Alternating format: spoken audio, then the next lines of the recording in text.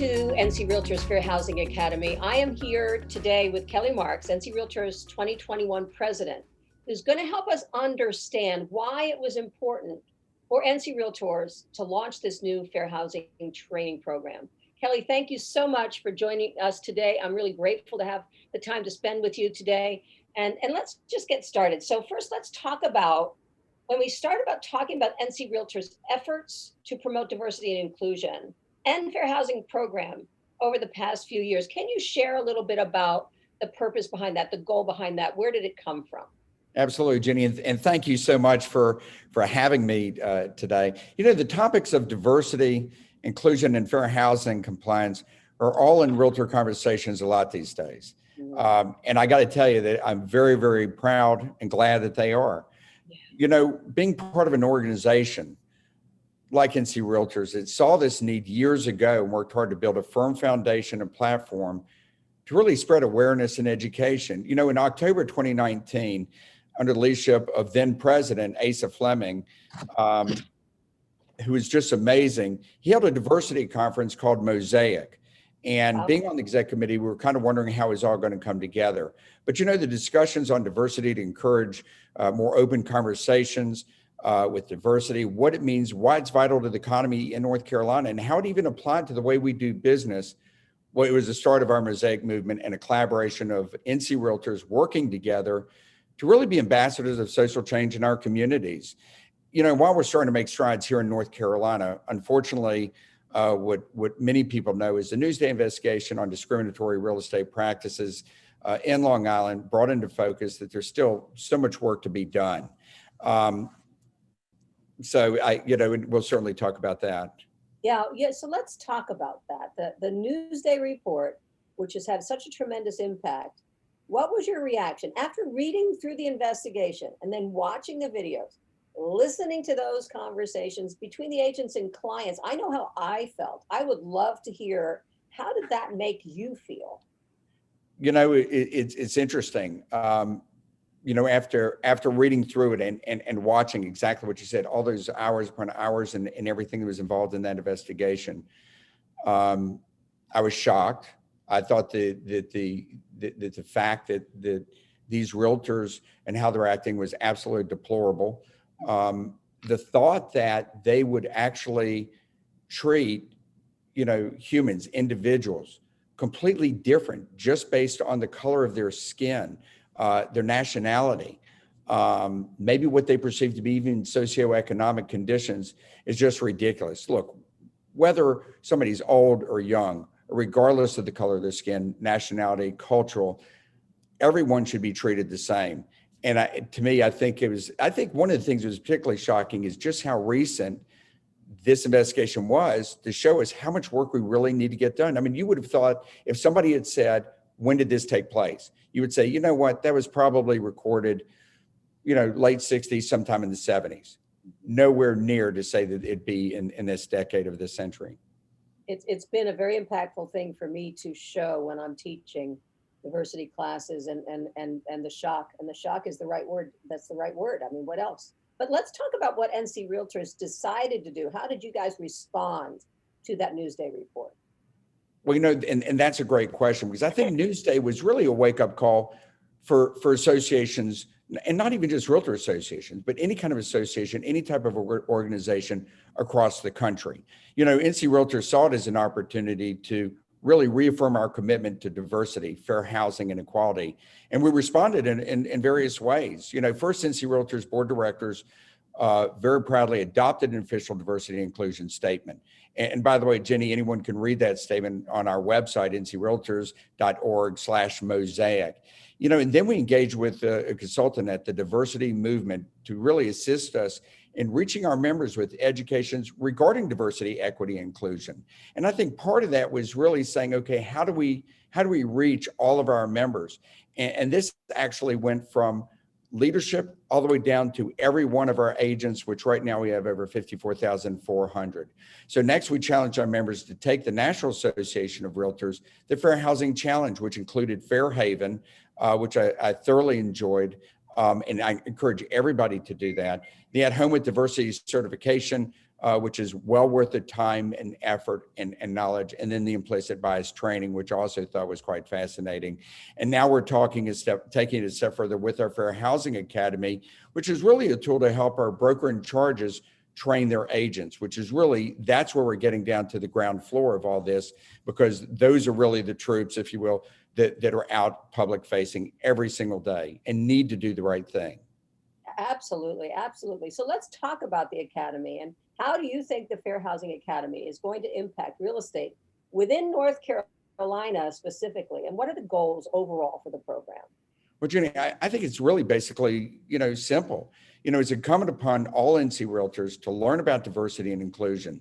They need to understand what fair housing violation looks like and sounds like, and really to prepare ourselves to serve all the people that we were talking about in search of safe and affordable housing. There should be absolutely no discrimination of any type, anywhere, at any time. And our broker in charges are key in these efforts. And the Fair Housing Academy is a perfect tool, we think, to make it easy by providing the video training, the curriculum guides, discussion topics, and actual worksheets. So our big ask for these resources, and we're delivering them. And I think it's a remarkable program and just a brilliant idea. I applaud North Carolina Realtors for the whole program and all that you guys are doing. It's really quite remarkable. Personally, I've been so impressed by everything being done.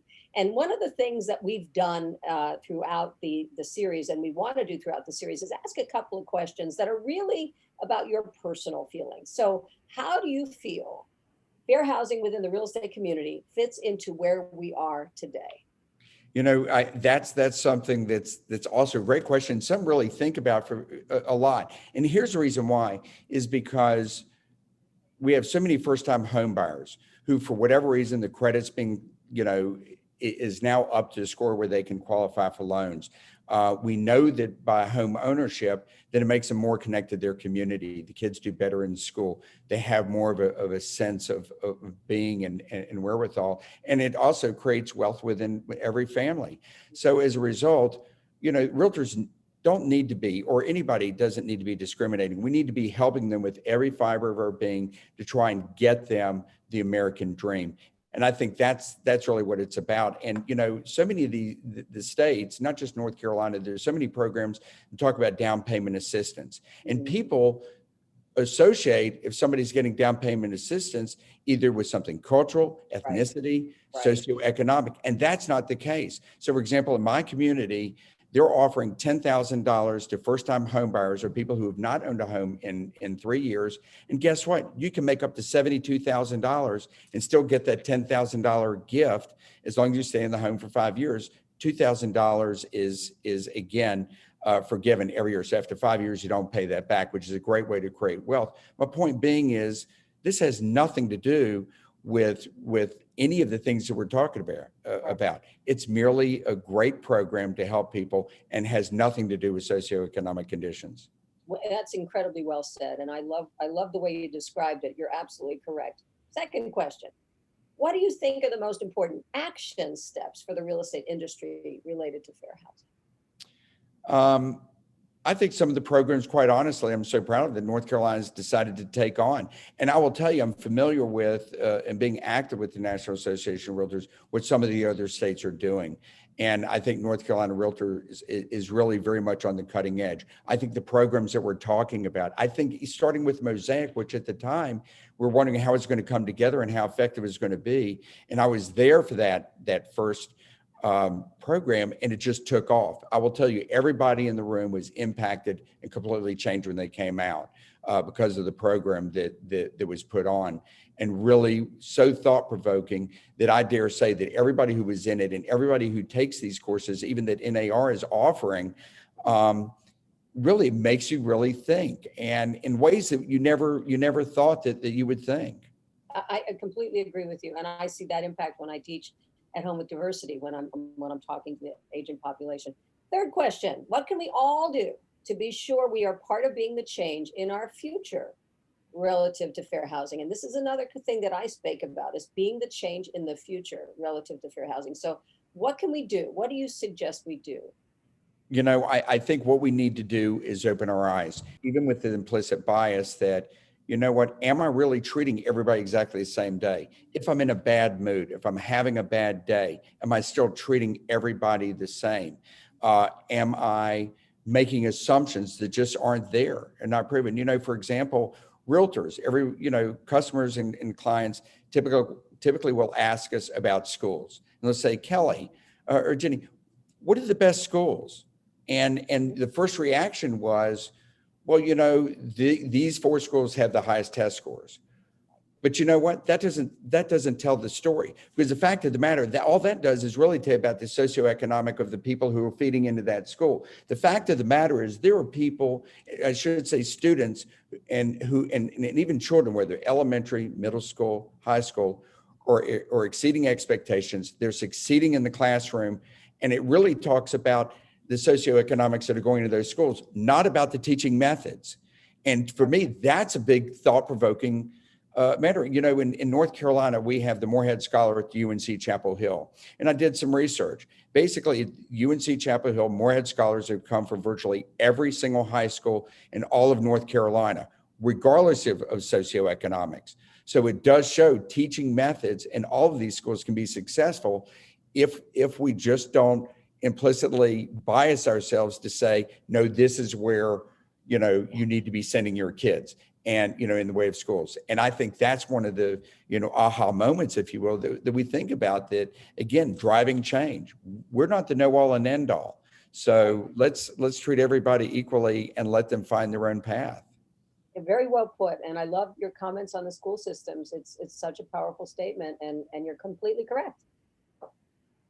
We're kind of done, but I can't tell you how much I appreciate your support in doing what you do, what North Carolina Realtors has done in the creation of Fair Housing Academy. It's just a remarkable thing. I so appreciate having the opportunity to talk to you today. And I thank you so very much for your time. And I just look forward to continued leadership from you, Kelly. Well, thank you very much. We're proud to do so. And I think our commitment is to keep moving that needle, to totally eliminate, this situation, so that everybody is treated fairly. And I think that's our goal. That's our passion. I appreciate your time so very much. Thank you so much for the opportunity to have a chat with you. I really appreciate it. Jenny, my pleasure. Thank you so much.